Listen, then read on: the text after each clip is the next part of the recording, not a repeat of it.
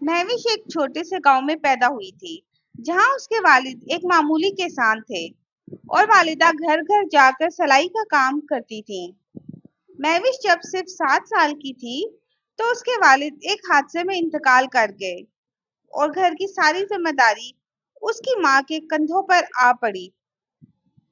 गुर्बत इतनी बढ़ गई कि कई रातें ऐसी भी आईं जब घर में फाके होते थे, मगर महविश की माँ ने कभी भी हिम्मत नहीं हारी और अपनी बेटी को पढ़ाने का अज़म किया, क्योंकि वो जानती थी कि तालीम ही वो वाहिद रास्ता है जो उसकी बेटी को गुर्बत के चंगुल से निकाल सकता है।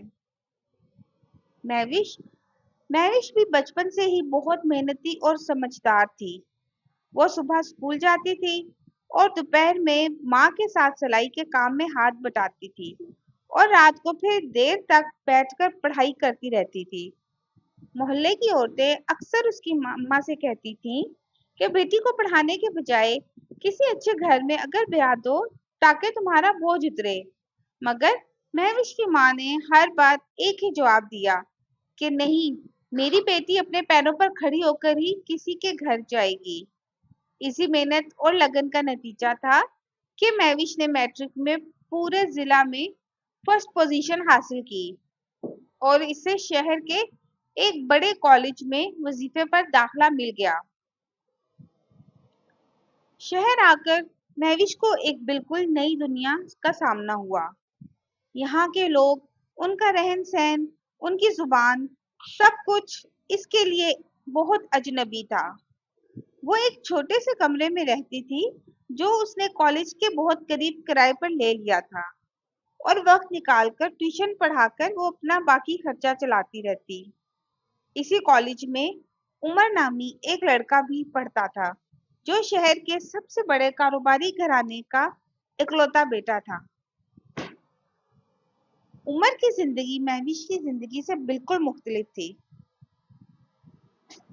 वो महंगी गाड़ी में कॉलेज आता, उसके दोस्तों का हल्का अमीर घरानों के बच्चों पर मुश्तमिल था और उसे कभी पैसों की फिक्र नहीं करनी पड़ी थी। मगर उमर एक नेक दिल और सादा तबीयत का मालिक था। उसे दिखावे और गुरूर से बहुत सख्त नफरत थी। एक दिन क्लास में जब प्रोजेक्ट हुआ, तो प्रोजेक्ट के दौरान उमर और महविश की जोड़ी बन गई। उमर ने देखा कि महविश कितनी मेहनती, ज़हीन और बावकार लड़की है। वो कभी भी अपनी गुर्बत का रोना नहीं रोती, बल्कि हमेशा खुद एतमादी से बात करती थी।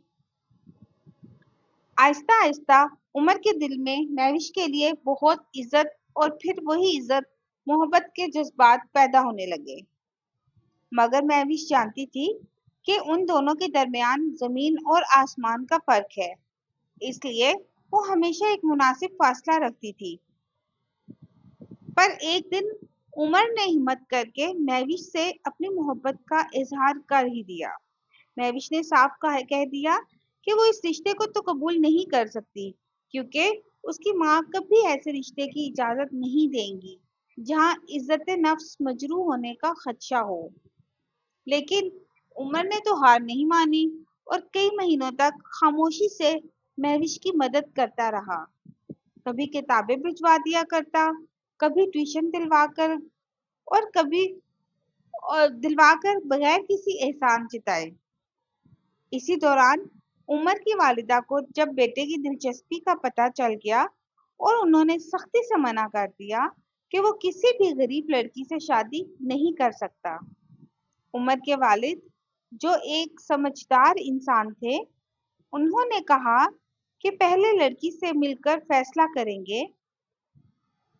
जब उमर के वालिद महविश से मिले, तो इसकी बातों और उसके एतमाद और उसकी सोच उससे बहुत मुतासिर हुए और अपनी बीवी को फिर समझाया कि दौलत से ज्यादा अहम इंसान का किरदार होता है। बिल आखिर काफी मुज़ाहमत के बाद उमर की माँ राजी तो हो गई, मगर दिल से नहीं। शादी बहुत धूमधाम से हुई और महविश इस बड़े घराने की बहू बनकर आ गई। मगर जैसा कि मुतवक्के था, उमर की माँ का रवैया शुरू से ही सर्द रहा। वो हर मौके पर महविश की गुर्बत का ताना देती, مہمانوں کے سامنے اسے نیچا دکھانے کی بہت کوشش کرتی اور اسے احساس دلاتی رہتی تھی کہ وہ اس گھر کے لائق ہی نہیں۔ عمر کی چھوٹی بہن زارا تھی۔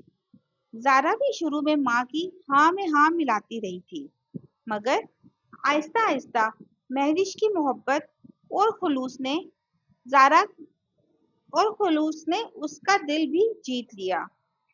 مہوش نے کبھی بھی شکایت نہیں کی تھی، بلکہ وہ صبر سے ہر بات سنتی رہتی اور اپنے کام میں لگی رہتی تھی۔ گھر کے ملازمین بھی اس کی عزت کرنے لگے تھے، کیونکہ وہ ان سے بھی بہت زیادہ محبت اور بہت احترام سے پیش آتی تھی۔ وقت یوں ہی گزرتا رہا اور ایک سال بعد ایک ایسا واقعہ پیش آیا جس نے سب کچھ بدل دیا۔ عمر کے والد کا کاروبار میں ایک بہت بڑا نقصان ہو گیا تھا اور کمپنی دیوالیہ ہونے کے بہت قریب پہنچ گئی تھی۔ اسی صدمے سے عمر کے والد کو دل کا شدید دورہ پڑا اور وہ ہاسپٹل میں داخل ہو گئے۔ یوں پورا گھرانہ پریشانی میں ڈوب گیا تھا۔ عمر کی ماں جو کبھی رعب اور غرور سے بات کیا کرتی تھی اور اب وہ بالکل بے بس نظر آنے لگی۔ ایسے میں مہوش نے ہمت دکھائی۔ اس نے اپنی تعلیم اور اپنی ذہانت کے استعمال کرتے ہوئے کاروبار کے کاغذات کا مطالعہ شروع کر دیا اور کچھ ایسے حل تجویز کیے جو عمر کے والد کے تجربہ کار وکیل اور اکاؤنٹنٹس بھی نہیں سوچ سکتے تھے۔ اس نے دن رات محنت کر کے کمپنی کو بچانے میں اپنا حصہ ڈال دیا، اپنے زیورات تک بیچ ڈالے تاکہ فوری اخراجات پورے ہو سکیں۔ عمر بھی اپنی بیوی کے ساتھ کندھے سے کندھا ملا کر کھڑا رہا اور دونوں نے مل کر دن رات محنت کی۔ آہستہ آہستہ کمپنی نقصان سے نکل کر دوبارہ پروفٹ میں آنے لگی۔ عمر کے والد صحت یاب ہوئے تو انہیں پتا چلا کہ ان کی بہو نے کس طرح سے گھر اور کاروبار دونوں کو سنبھالا تھا۔ وہ ابدیدہ ہو گئے اور انہوں نے مہوش کا شکریہ ادا کرتے ہوئے کہا کہ آج مجھے احساس ہوا ہے کہ میں نے صحیح فیصلہ کیا تھا۔ اس پورے واقعے نے عمر کی ماں کی بھی آنکھیں کھول دی۔ انہوں نے دیکھا کہ جس لڑکی کو وہ ہمیشہ کمتر سمجھتی رہی تھی، اسی نے مشکل وقت میں پورے خاندان کو سہارا دیا تھا۔